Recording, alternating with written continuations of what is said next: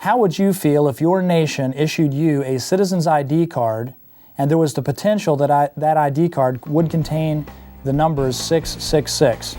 We're going to discuss this on today's Vantage Point. Welcome.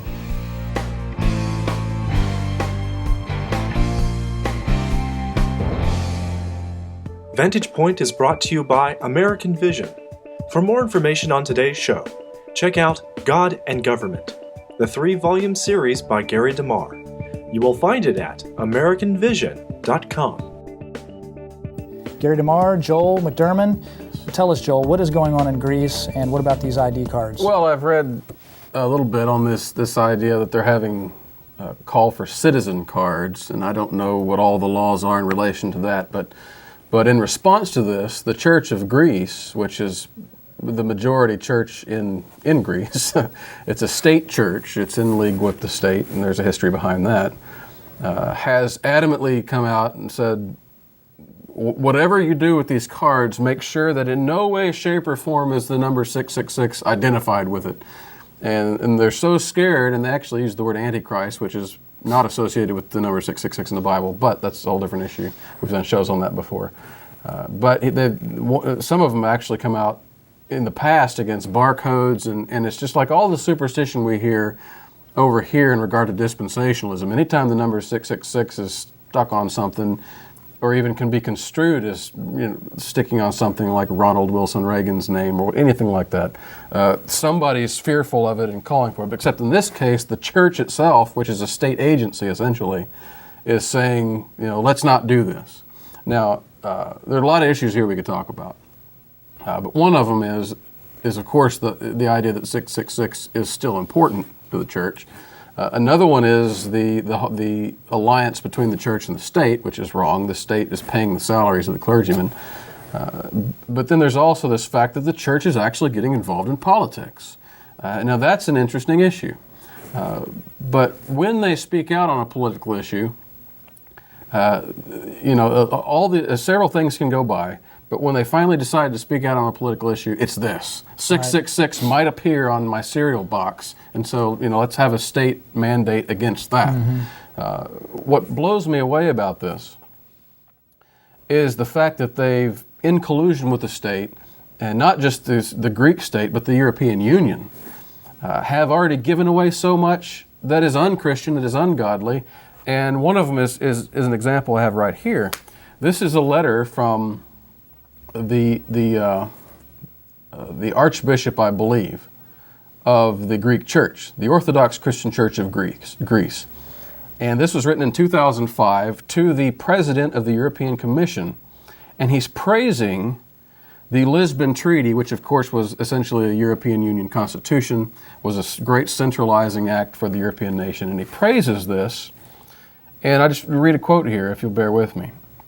He said, "It's worth noting and praising the fact that in the conclusions of the presidency of the Lisbon European Council, blah, blah, blah,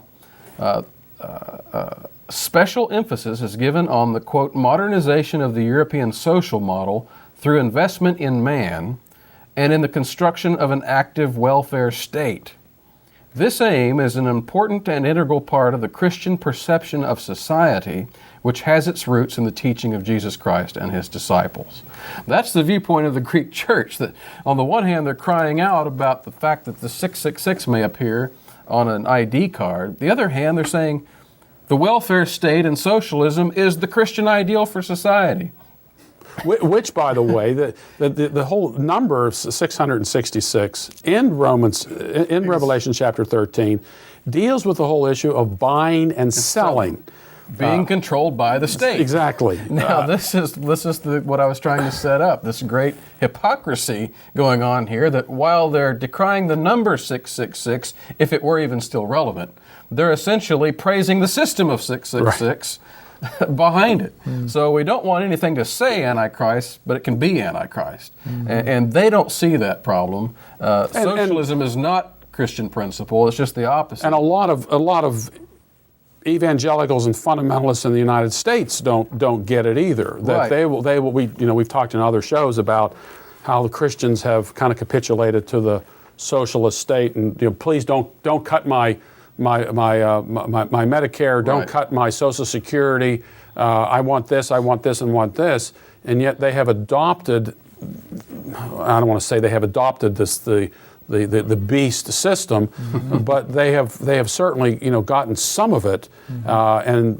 they're so concerned about having a number on something or other, which I wouldn't want it on it either. But that's not the point. The point is they've already adopted the system, and there's no protestation about it. In fact, you got Christians saying shouldn't get involved in politics.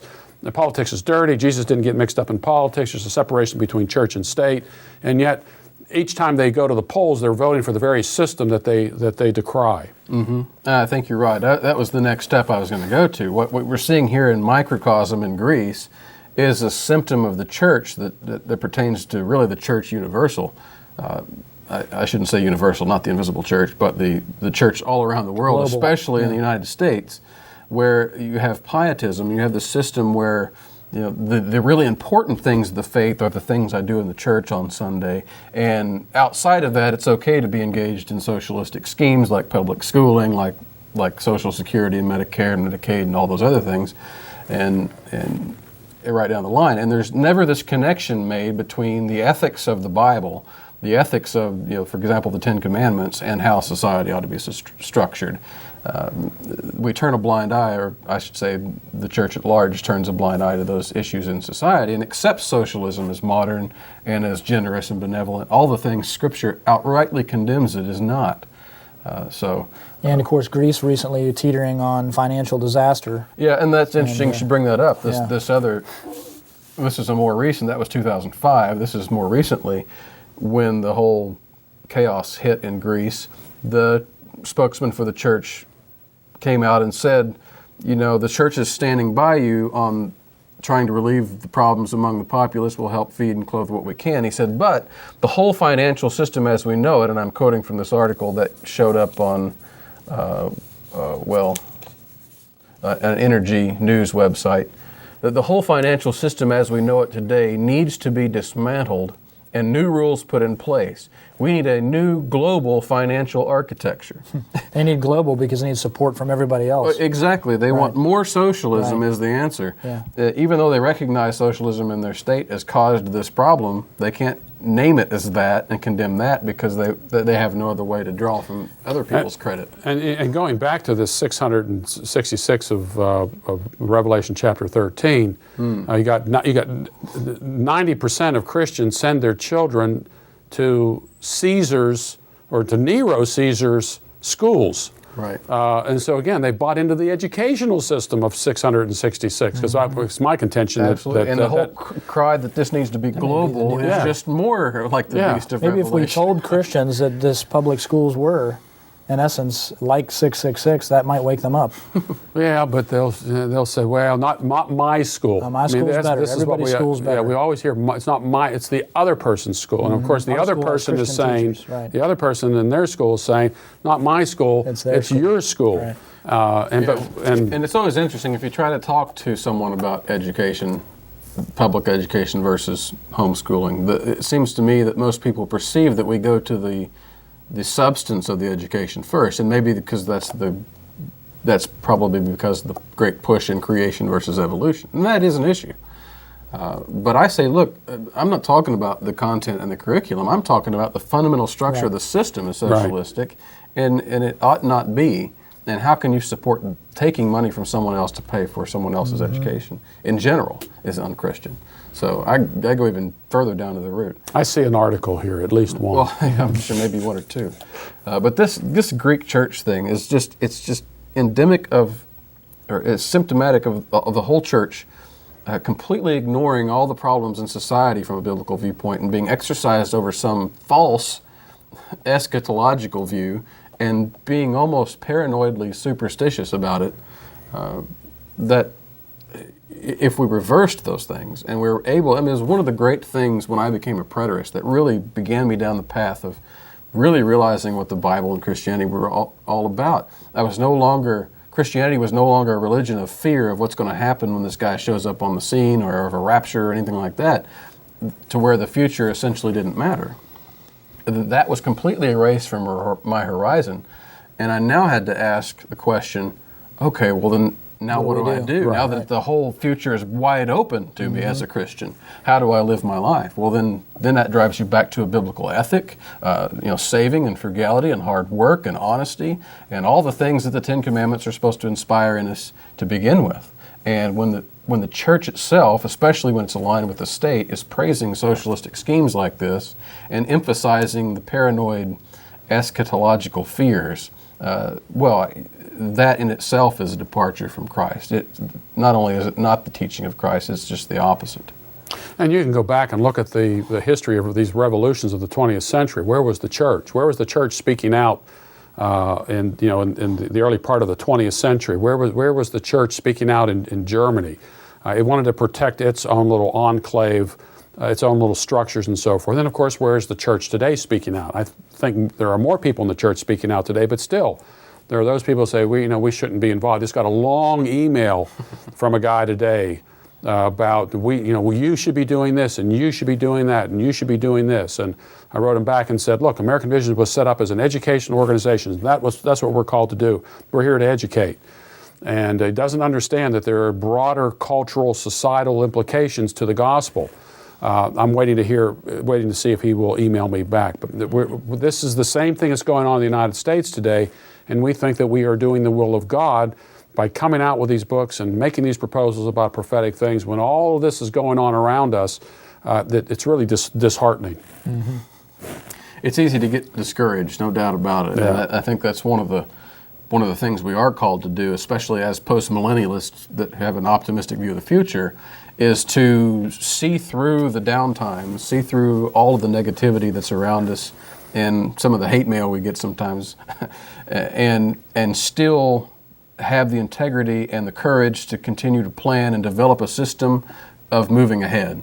And that's what we are seeing progress in this area. People's attitudes and belief systems are in fact changing, and it's just going to take time. It's going to take time. One at a time, and along with those hate mail, honestly, since the time I've been here for 2 or 3 years now, I've gotten more emails from people saying, wow, I've never seen it that way before, and you've changed my life, versus the one that I get every now and then that either calls me the Antichrist, which I'm quite proud, by the way, that someone actually went that far. You must be doing something right. I must be doing something right. That's right, yeah. Well, we're short-term pessimists, but long-term optimists. Well, I think the pessimism, sometimes you got to get people's attention. Right. A crisis will happen in somebody's life, and it completely transforms their life thereafter. Mm-hmm. And I think that's what's happening today. This is why I think we need even more educational material, letting people know what the Bible has to say about these things and giving some historical perspective on how the church has changed things in the past. So do you believe we should never let a crisis go to waste? I do. I believe every crisis, I think so too. and the whole Bible is filled with crises. And only the answer is the gospel. Right, it's not exactly. more power for yourself. That's right. So. Okay, well, thank you for joining us on today's episode of Vantage Point. We'll see you next time.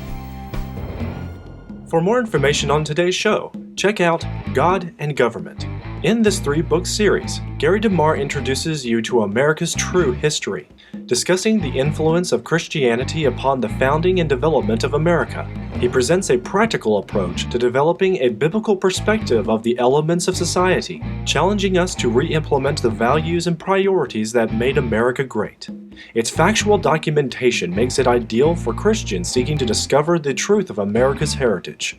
You will find this great work at AmericanVision.com. Want to do the 666? You want to do that one, Joel? Yeah, because I got some stuff on that. Okay, let's do that. That's why I was let me understand screaming from my office. So this is in Greece. Nonsense. This is